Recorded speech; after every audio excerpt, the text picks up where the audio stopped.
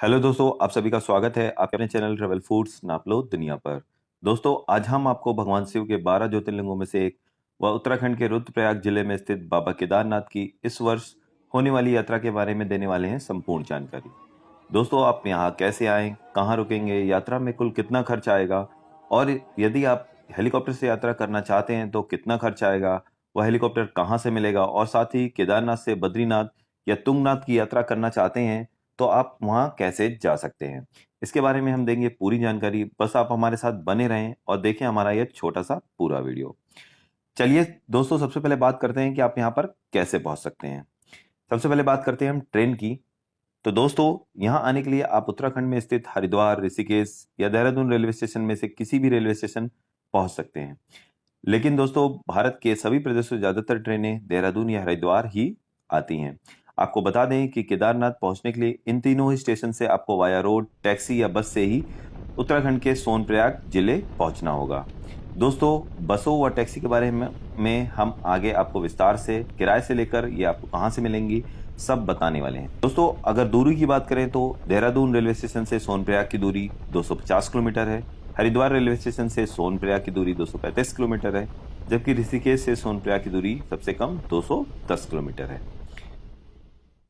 दोस्तों, अगर हवाई मार्ग की बात करें तो केदारनाथ पहुंचने के लिए जो नजदीकी हवाई अड्डा है वो ज्वालीग्रांट हवाई अड्डा है, जो कि देहरादून में स्थित है। दोस्तों, यहां पहुंचकर भी आपको वाया रोड, टैक्सी या बस से ही उत्तराखंड के सोनप्रयाग जिले पहुंचना होगा। दोस्तों, यदि आप अपने निजी वाहन से आ रहे हैं तो भी आपको हरिद्वार, ऋषिकेश होते हुए सोनप्रयाग ही पहुंचना होगा। दोस्तों, सोनप्रयाग से जो आगे का सफर है आप अपने निजी वाहन से नहीं कर सकते हैं। सोनप्रयाग में आपको गाड़ी पार्क करने के लिए बहुत ही बड़ी पार्किंग आदि की व्यवस्था है। दोस्तों, सोनप्रयाग से आगे का जो सफर है गौरीकुंड तक का, वो आपको यूनियन की टैक्सी से ही करना होगा, जिसका किराया दोस्तों 30 रुपए प्रति व्यक्ति पड़ता है। चलिए दोस्तों, अब बात करते हैं कि हरिद्वार, ऋषिकेश, देहरादून रेलवे स्टेशन या एयरपोर्ट पहुंचकर आप आगे का सफर कैसे करेंगे। दोस्तों, अगर बात करें बसों की तो केदारनाथ जाने वाली बसें आपको जैसे ही आप हरिद्वार रेलवे स्टेशन से बाहर निकलते हैं आप सरकारी बस अड्डे की ओर आगे बढ़ेंगे। सरकारी बस अड्डे से मात्र 100 मीटर आगे दाहिने हाथ पे आपको यह बसें खड़ी हुई मिल जाएंगी। दोस्तों, ये प्राइवेट ऑपरेटर की बसें हैं। ये बसें आपको सुबह 4 से 7 के बीच में यहां से मिलती हैं। दोस्तों, मेरी राय में तो आप सुबह जल्दी ही 4 से 5 के बीच वाली बस पकड़कर यहां से निकल लें, क्योंकि ये सफर करीबन 9 से 10 घंटे का होता है और जल्दी सोनप्रयाग पहुंचकर आप आसानी से रूम वगैरह लेकर आराम कर सकते हैं, क्योंकि अगले दिन भी आपको सुबह जल्दी ही सोनप्रयाग से गौरीकुंड व फिर वहां से ट्रैकिंग के लिए निकलना होता है। दोस्तों, बस टिकट आप बस के कंडक्टर से या किसी ट्रेवल एजेंसी या खुद भी ऑनलाइन बुक कर सकते हैं। दोस्तों, अगर किराए की बात करें तो आपको बता दें इसके लिए आप 500 से 650 रुपए प्रति व्यक्ति लगभग खर्च करना पड़ सकता है। दोस्तों, ऑनलाइन टिकट बुक करने पर आपको यह कुछ महंगा पड़ सकता है, लेकिन आप मनचाही सीट बुक कर पाएंगे। वह पीक सीजन में आ रहे हैं तो पीक सीजन में होने वाली भीड़ भाड़ से भी बच सकते हैं, और मेरी राय में तो आप ऑनलाइन टिकट ही करा लें, क्योंकि दोस्तों इस वर्ष तो कोरोना की भी समस्या नहीं है तो यात्रियों की संख्या भी ज्यादा होने वाली है। दोस्तों, आपको यही बसें यहां से चलकर ऋषिकेश से भी मिलती हैं। दोस्तों, आपको बता दें इसी स्थान से आपको बद्रीनाथ व अन्य धामों के लिए भी सीधी बसें मिल जाएंगी। इसके अलावा ऋषिकेश बस स्टैंड से भी उत्तराखंड परिवहन की एक बस सुबह 5 बजे के आसपास सीधे बद्रीनाथ को जाती है दोस्तों, जिसका किराया 650 रुपए लगभग पड़ता है। चलिए दोस्तों, अगर बात करें टैक्सी की तो दोस्तों शेयरिंग टैक्सी का हरिद्वार से जो सोनप्रयाग तक का किराया है वो लगभग 800 रुपये प्रति व्यक्ति है, और यहाँ ज्यादातर टैक्सी में आपको सूमो मिलेंगी, और यदि आप प्राइवेट टैक्सी अपनी बुक करके जाना चाहते हैं तो वो भी आपको यहाँ से आसानी से मिल जाएगी। चलिए दोस्तों, अब बात करते हैं कि सोनप्रयाग पहुंचकर आप कहाँ रुकेंगे। दोस्तों, सोनप्रयाग में आपको होटल 800 से 1000 रुपये में मिल जाएगा, लेकिन अगर आप पीक सीजन में मई जून में आ रहे हैं तो ये किराया आपको 2000 से 3000 रुपये भी हो सकता है। यहाँ सोनप्रयाग में दोस्तों डॉर्मेट्री की भी सुविधा उपलब्ध है, जिसका किराया 100 से 300 रुपये प्रति व्यक्ति है। यहाँ पर दोस्तों लॉकर की भी सुविधा उपलब्ध है। हम आपको बता दें कि जब हमने 2020 व 2021 में यहाँ की यात्रा की थी तो कोरोना की वजह से लोग यहाँ बिल्कुल भी नहीं आ रहे थे और प्रतिदिन यात्रियों की जो संख्या थी वो भी फिक्स थी, जिस कारण हम आपको बता दें कि हमें सोनप्रयाग में दोस्तों 2020 में होटल 600 रुपए का और 2021 में वही होटल में रूम 900 रुपए का मिल गया था आसानी से। मतलब कि 150 से 200 रुपए प्रति व्यक्ति आप अंदाजा लगा लीजिए, हम 5 लोग रुके हुए थे। लेकिन अब ऐसा नहीं होने वाला है, क्योंकि मैंने 2021 की यात्रा मात्र दोस्तों आपको बता दूं कि 2800 रुपए में की थी, लेकिन तब यहाँ 800 प्रतिदिन यात्री की जो संख्या थी वो फिक्स थी कोरोना की वजह से। लेकिन दोस्तों जैसे ही ये रोक हटी प्रतिदिन यात्री की संख्या पर से, वैसे ही यहाँ के किराए में करीबन डबल की बढ़ोतरी हो गई। चलिए दोस्तों अब बात करते हैं खाने की। यहाँ खाना आप होटल में भी खा सकते हैं। जिस होटल में मैं रुका था वहाँ का नंबर मैं डिस्क्रिप्शन में दे दूंगा। वो होटल काफ़ी अच्छा है तथा उनका किचन भी काफ़ी सही लगा मुझे।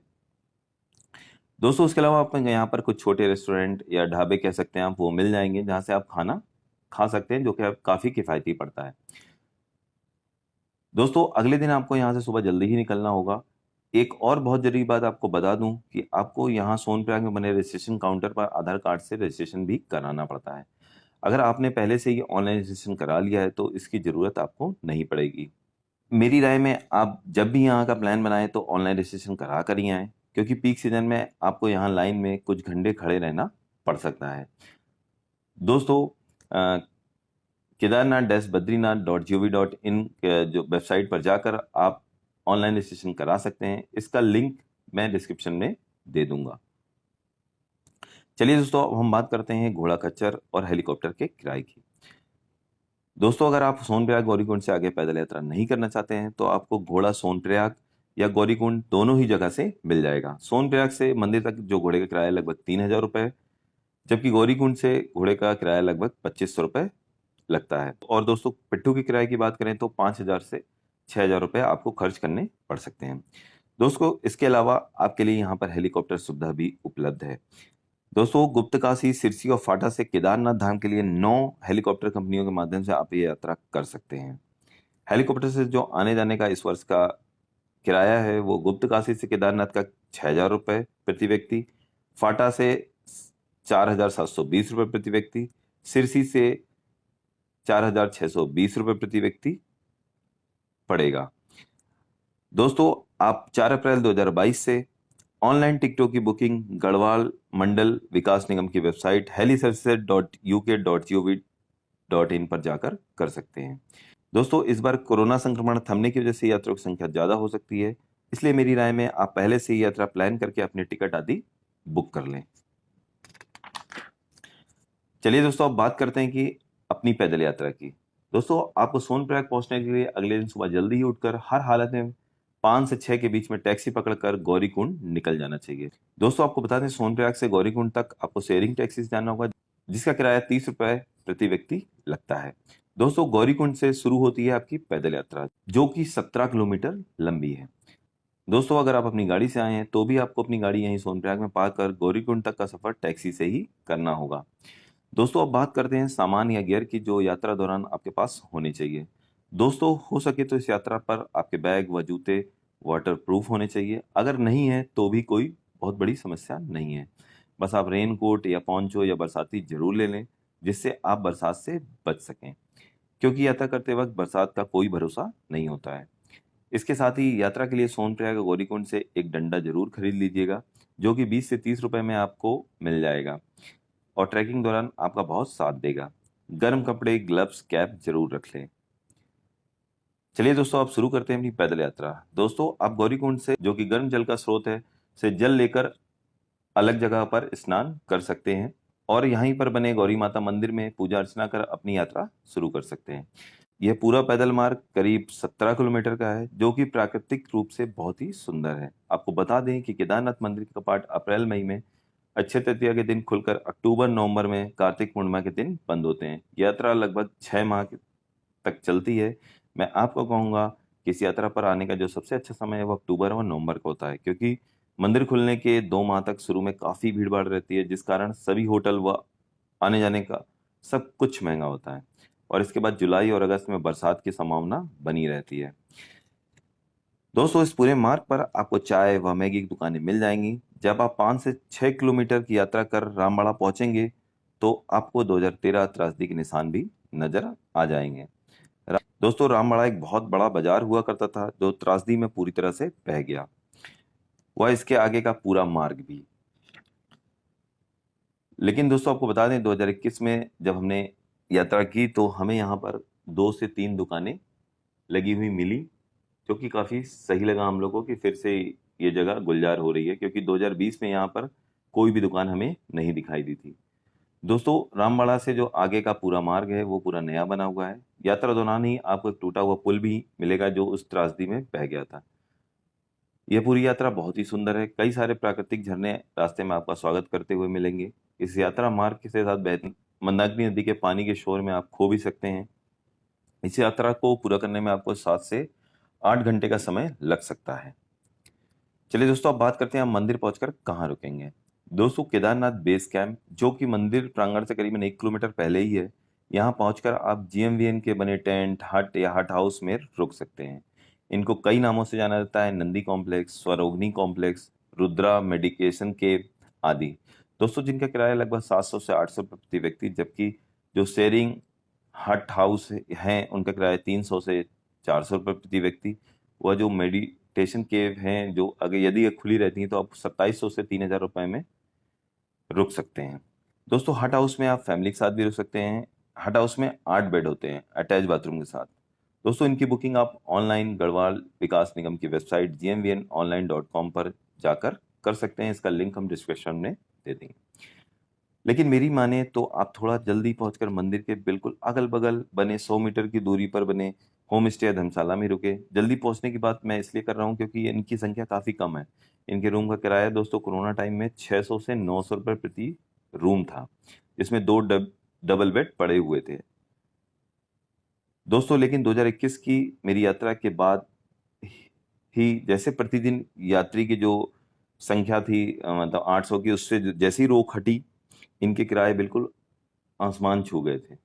लेकिन दोस्तों यहाँ रुकने की बात ही कुछ अलग है। वह यहाँ से मंदिर का व्यू बहुत ही अच्छा आता है। यहाँ की खिड़की से ही आप मंदिर के दर्शन कर सकते हैं और जल्दी से उठकर सुबह की आरती में शामिल हो सकते हैं।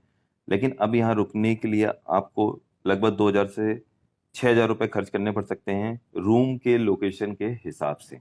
दोस्तों यकीन मानिए केदारनाथ में आपको बिल्कुल स्वर्ग सा एहसास होगा। मंदिर प्रांगण को अच्छे से घूमें, वह मंदिर के पीछे रखी भीमशिला के भी दर्शन करें, जिसको देखकर आपको 2013 त्रासदी के दिन याद आ जाएंगे। लेकिन अब ये काफी पूरी तरह से बन चुका है। शिला के आसपास भी पत्थर वत्थर लगा करके बहुत ही अच्छा प्लेटफॉर्म बना दिया गया है। दोस्तों बाबा केदारनाथ की आरती सुबह 6 बजे व शाम 6 बजे के बाद होती है। आप इसमें जरूर शामिल हों, मन को बहुत सुकून मिलेगा। यदि आप यहाँ रुकते हैं तो अगले दिन सुबह की आरती के बाद आप बाबा के दर्शन करें। वह इसके बाद यहाँ से 600 से 800 मीटर की चढ़ाई कर बाबा भैरव के दर्शन जरूर करें। बाबा भैरव के मंदिर से जो केदार घाटी का नज़ारा है बहुत ही आकर्षक लगता है। ये नज़ारा लेना बिल्कुल भी ना भूलें। दोस्तों इसके साथ ही आप यहाँ से 8 से 9 किलोमीटर की चढ़ाई कर वासुकी भी जा सकते हैं, जहाँ पर बाबा केदारनाथ की पूजा में इस्तेमाल होने वाला ब्रह्म कमल उगता है। लेकिन यहाँ जाने के लिए आपको एक दिन और यहाँ पर स्टे करना होगा। दोस्तों आप यह यात्रा हरिद्वार से शुरू कर वापस हरिद्वार 4 दिवस में पूरी कर लौट सकते हैं। लेकिन अगर आप वासुकी जाएंगे तो इसमें एक दिन और बढ़ जाएगा, मतलब आप 5 दिन में ये यात्रा कर पाएंगे। चलिए दोस्तों अब आते हैं सबसे जरूरी बात पर, यानी यात्रा पर कुल कितना खर्च आने वाला है। दोस्तों यदि आप मेरे द्वारा बताए गए बजट साधन यानी बस व किफायती होटल आदि में रुकते हैं तो यह यात्रा आप मात्र 7 से 8 हजार रुपये में कर सकते हैं।